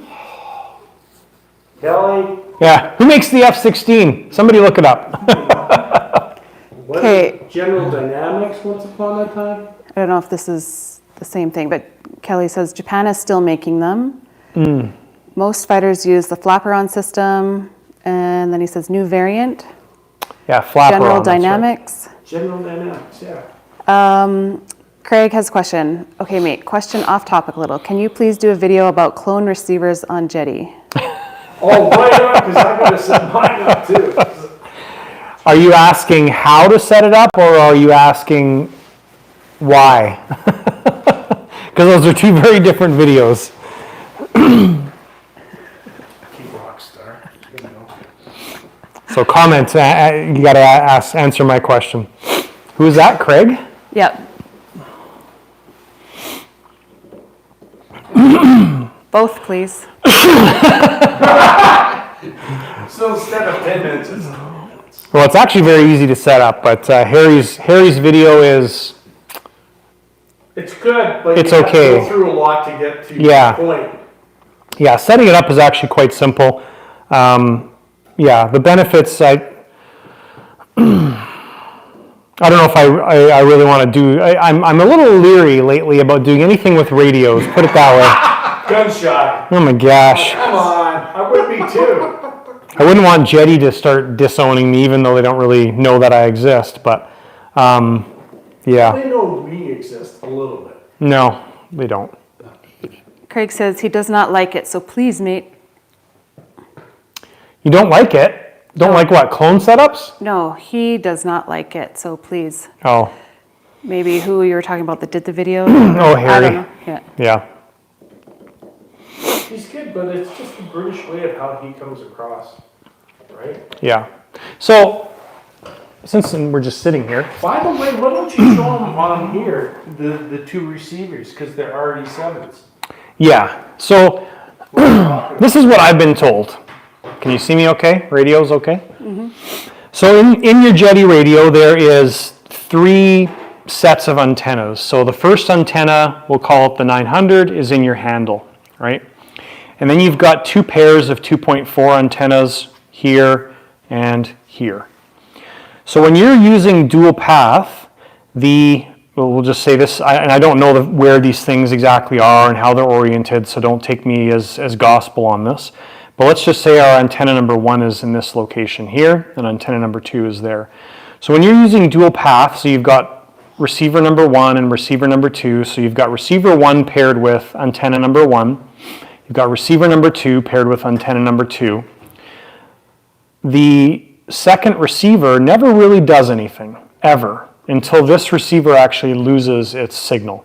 Goes along for the Yeah, which is pretty much never. I mean, dual path works fine. There's really, use dual path, you'll never have a problem, it's totally fine. This is just a little bit better way to set up things, in my opinion, and this is what I've been taught. So, until that first receiver completely loses its signals, your second receiver is sitting there doing nothing until that needs to take over, which for Jeti is pretty much never. So when you're using a clone system, you've got all of your signals going to your one receiver, and that second receiver is also transmitting at the same time, which gives you better signal diversity, resolution.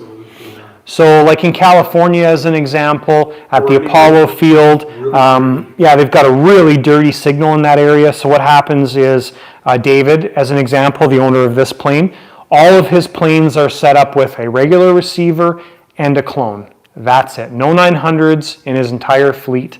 That's how I set up my planes as well too. I don't use 900s. I started when I first got Jeti, but I don't put them in, and they work great. So that's kind of the reason. For me, one of the huge benefits, or the reasons I like to use a clone setup, is this year I've let people fly my planes a ton. So when we go to the field, usually there's somebody new there. I'll try and get them up on a buddy box, flying either the Super Elan or the Kinetics, whatever, and or we fly Stacy's plane, the Ranger, And it's just a great way because you can only do a buddy box system with a clone or a single receiver. So you can use a single receiver, it's fine, but you can use a clone and still use a buddy box. Yeah. So, That's one of the real big benefits. yeah. So basically, all of your antennas, all 4 of your antennas are talking to the receivers instead of just 2, and you can buddy box. So that's the real benefits to it. Yeah. And Harry shows when the one signal, especially in his, when the one signal disappears, when he turns it off, right, you can turn off, there's still signal coming through. It shows that the antenna is lost, but there's still signal coming through to Yes. to it. And- You'll lose telemetry? Yes. Yes. You still have, You still have your the signal. Aircraft. And then, so the way this one's set up, Katie, if you want to come in here close. That's a big thing. So this is kind of something we started doing last year. So we've got our primary receiver here with a P, and the primary receiver has E1 port is the primary output, and that goes to the Cortex. Cortex goes to the central box. The E2 port is an input, so a EX input backup from the clone, which is right here. So our clone, we haven't set this up yet because we need the owner's radio. The clone, its 2 ports, E1 and E2, are both output ports. So E1 comes to port E2 on the primary, which is a backup input. So this one's talking to this one's talking to the system. Port E2 is going into the R2, which is the second receiver port on the central box. The reason we do this, if your primary receiver caves, yes, your clone is through here, but it's also going directly into the central box. Take a step back. If your Cortex caves, your primary receiver can no longer talk because the Cortex is in flames, but the clone, because it's plugged into here, it still works. You still have control. Yeah, so it's kind of the most bulletproof system that we've come up with. And it allows some failure points within your system. If you're using dual path in this scenario, you're going to have your both receivers running through the Cortex in these 2 ports, and both of these ports are coming into the central box. So if your Cortex was to cave for some reason, I've never seen it happen, but let's just say if it does happen, you lose all your signal because both receivers are going through here. So that's kind of the way we've been setting things up, and it works really well. No signal issues whatsoever in the busy fields and the fields like in California at the Apollo field. So That's good redundant secondary backup. yeah, for sure. That's what it is. Manny was telling David, Danny was, yeah. Danny was. Danny. It's something that you're not using it, but it's useful Oh, it's Yeah. very useful. when it happens.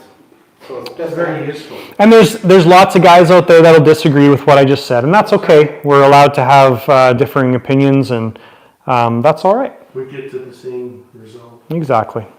If you're flying your plane and you're using dual path, awesome. Congratulations. It probably works amazing. I know it does, and be happy with it. So, We've got a hi from Mike in Kansas City. howdy, Mike. Kelly says now part of Lockheed Martin. That's Wow. right. General Lockheed Martin- Dynamics. Brian said Lockheed Martin curtain manufacturer. They're going to stop making the F16. No, they've got a No. run going on.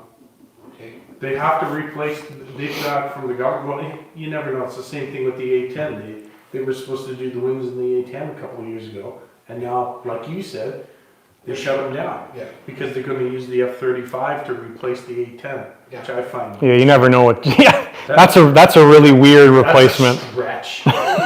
Nick says originally F16 and F20 Tiger Shark. I remember the 20. Yeah. Victor RCJets says David is trying to get over to the dark side of Spectrum. You should convert someday, Victor. Someday. Someday.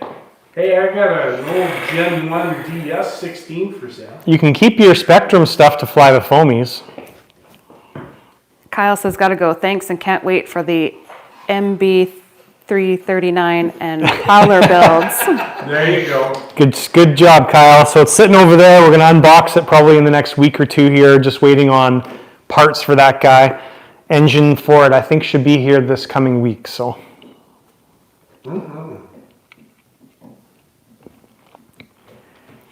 well, unless you guys have any more questions. You could be the skunk works of Canada. Amen. Amen. That was the idea of it. That's Russell's handle on RC Universe. Yes, skunk works. David Feltus, the big jets are great, but I would like to see manufacturers make more jets in the 80 to 120 size.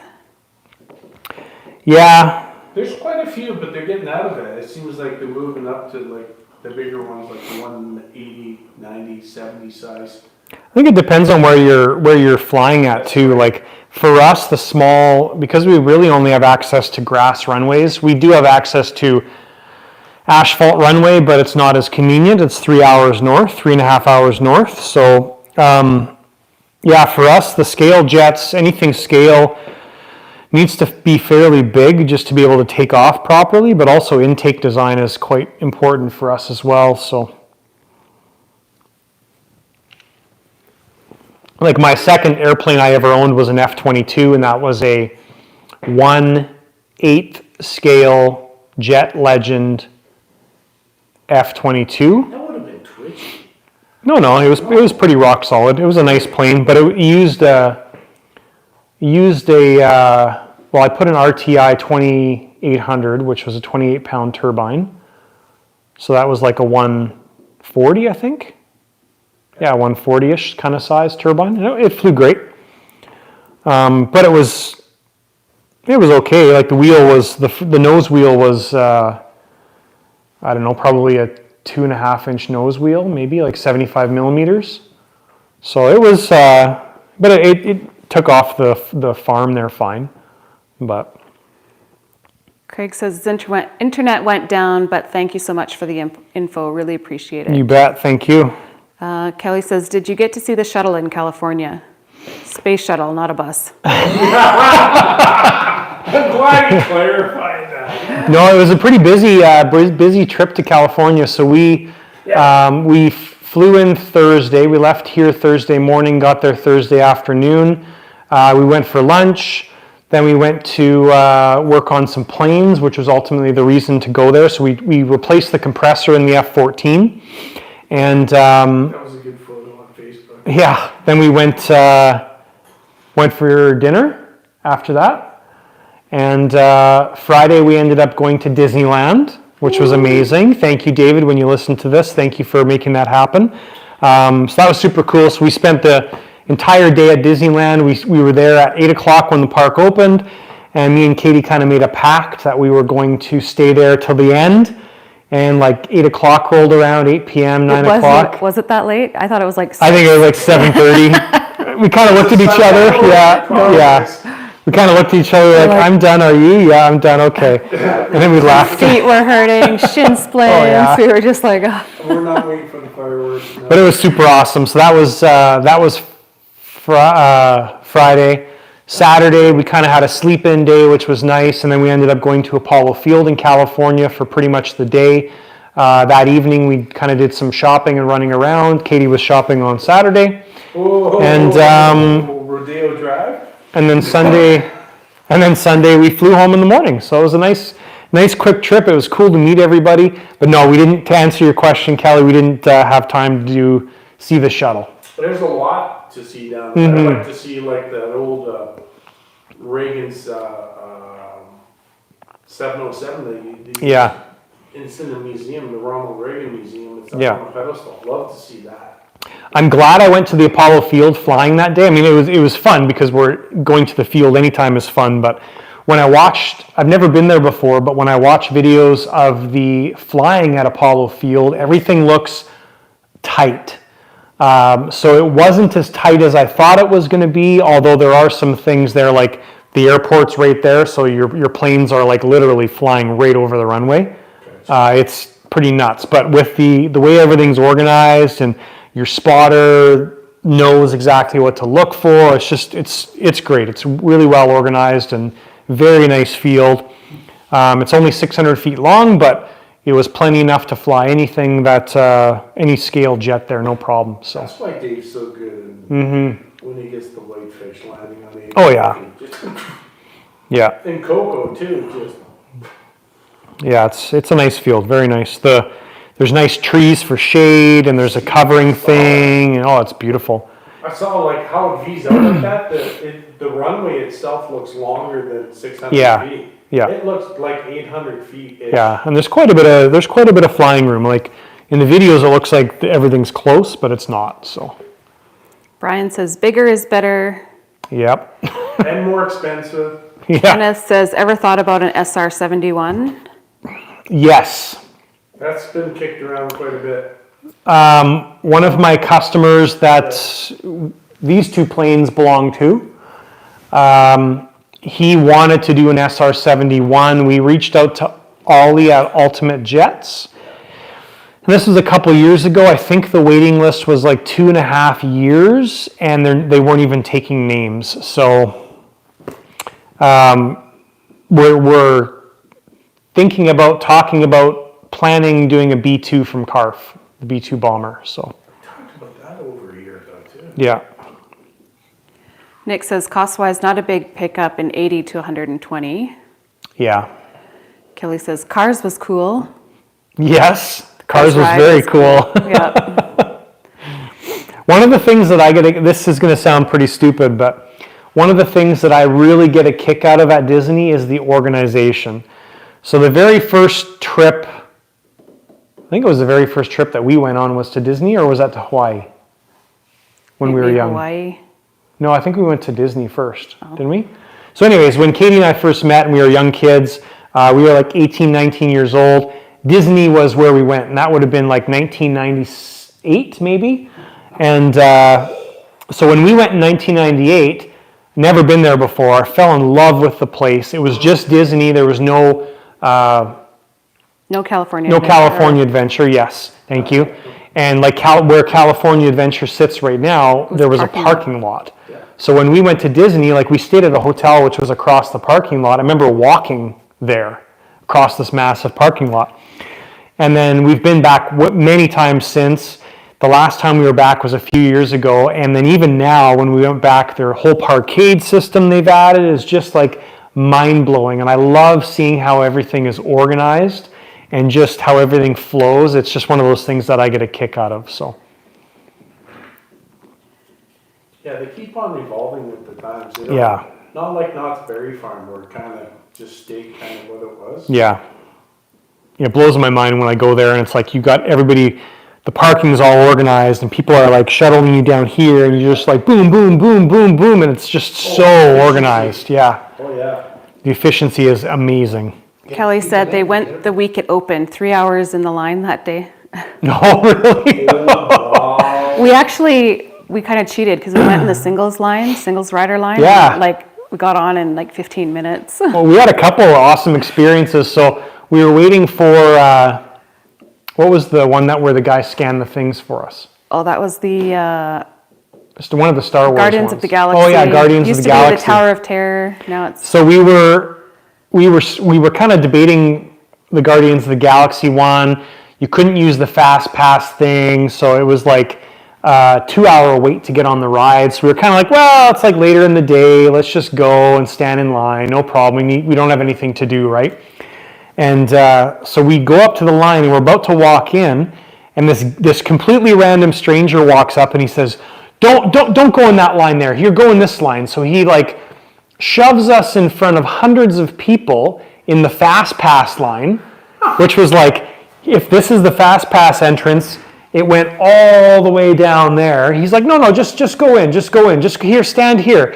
So we're like, okay. So we go in the line, and he's got these passes on his phone, and like we're next in line, and he scans us in on the Guardians of the Galaxy ride. We walk in, 5 minutes later, we're on the ride. It was amazing. And then like Spider-Man, we went to the bathroom. Spider-Man was closed. We come out, we're walking beside Spider-Man. It's like, Spider-Man is now reopened. And we just walked right on to Spider-Man. It was amazing. Yeah, it was so cool. And then we found out, well, why don't we just do the singles line? So we ended up going on all these rides as like singles. And generally, they just put you together anyways. So it's like, Right. and I mean, if you're on a roller coaster and Katie's one seat behind me, who cares, right? if you're not waiting in line for 2 Some hours. don't throw up. So, Kelly says they have a network of tunnels under the entire park for all the workers and Oh, yeah. characters. Learned that from the Germans. that would be pretty cool to go walk through there. Underworld. Yeah. David Falta says, we have a 500-foot asphalt runway. Makes landings fun. Oh yeah, that's kind of like just getting short. That's like the Saskatoon field, I think, is 500 feet. 500, Maybe 400. 540, yeah. That's pucker power. Yeah. Coming with the brakes on. Yeah. Victor RCJet says, enjoyed the shade. Very much so. Brian Roy, what is needed to fly RC in US as a Canadian? So you can go 2 different routes. So as a Canadian flying in the US, maybe the normal solution, generally, and I don't know if this is current, I think it's current, but we have something called a TOC up here, which stands for Turbine Operating Certificate. Now, to fly in Canada, you don't need that. So as a Canadian, as a USian, as a wherever you're from, you don't need a turbine operating certificate. So I don't actually have my TOC. You can get your TOC. The benefit to getting a TOC is when you go down to the US, you can get your turbine waiver using the TOC. So the TOC is it's like the turbine waiver for AMA. You do your tests. You have 2 instructors there. They ask you all the questions. They watch your flight, all that stuff. So that's option number 1, is you can do that. And the gray area there is I don't know if they recognize MAC anymore. So I think with your TOC, you still need to become an AMA member, but then you don't need to get your turbine waiver because you have your TOC. So that's option 1. Option number 2, what I did is you become an AMA member and you go through the turbine waiver process. So I have my turbine waiver signed off, and that's option number 2, which was in my mind, the different option. I won't say better option. One of the problems we have, and I think it's a real issue with our system, is getting your TOC. So if I want to get my TOC up here, there's like 2 people in our entire province that can sign off on my TOC. Maybe now it's a little bit better, but it's just such a struggle to get it organized, to get those 2 people at the same location at the same time. So I just said, screw it, and went through the AMA process. So. Yeah, and then the turbine, tell them about the different areas of the turbine. You get different levels, right? The higher level for heavier, over 55 kilos. Oh, well, that has to do with our RPAS stuff now. RPAS, Yeah. right. So in Canada right now, so I know down in the US, there's the different weights for aircraft up to 100 pounds. In Canada right now, our limit is 25 kilograms, which equates to 55 pounds-ish. So that's the max weight of our allowable aircraft is 55 pounds with our normal RPAS system. So the RPAS is a remote piloted aircraft system, drone certificate. If you want to fly anything bigger than that, you need to get your advanced RPAS, which involves a crazy test, and then you need to pay to have a inspector come and do your RPAS inspection. So your advanced RPAS inspection. So it's pretty crazy. Hopefully that changes. There are some clubs that have reopened under the advanced RPAS stuff. So to fly there, you need to be an advanced RPAS holder, which is mind-blowing. I think Airdrie, just north of Calgary, they just reopened and it's right under the flight pass. So Yeah. it's going to be advanced. So everybody there has to be advanced. They all fly foamies. It doesn't matter. I know. You but- still need to be advanced, unless your foamy's under 250 grams. Yeah. Did you read Mac? How many fewer people? Yeah, oh yeah, big time, yeah. Victor RCJet says the B2 is crazy wide. Yeah, it's Yeah. a huge You plane. have to put it in lengthwise, yeah. Yeah, it basically sits this way in the shop. It's huge. Yeah, it is. We've got hello from Colorado, Dennis and Dot. Hey, thanks for tuning in from high altitude Colorado. Yes. I love RC. Had my first turbine crash a few weeks ago. Gotta love those tip stalls. Black Horse Viper jet wasn't that expensive. Being that the turbine was fine, so I just shrugged it off. 1/5 scale, not built well. This happened. It happens. It happens. Nick says, been darn fine show today. Thank you, Nick. Brian says, thanks for the info. Kelly says, that was how it was in the early days as well down here with AMA. Yep. Yeah. Brian says, yes, I have our pass. Yeah. Awesome, guys. Well, that's 2 hours just like that. 2 hours on the button. Yep, we got 3 minutes left. Crazy how that flies. Closing music. So tomorrow's video is on the stuff that we did previous today. So organizing the front end and stuff. So make sure you tune into tomorrow's video. It's out at 8 o'clock our time. So depending on which time zone you're in, adjust accordingly. So after tomorrow's video, there's going to be 2 more videos coming out. And the next one after that is the engine run, which you just saw, on organizing the front end. Actually, no, sorry. Tomorrow's video is on the engine install. It's hard to keep this stuff on track. So that's it, guys. Thanks for watching. Thanks for tuning in. It's always cool to be able to do these lives. If you're watching this and you're not subscribed, please subscribe. We're very close to 1,000 subscribers, which would be fun. And that's it. So thanks for watching, and we'll see you in 2 weeks.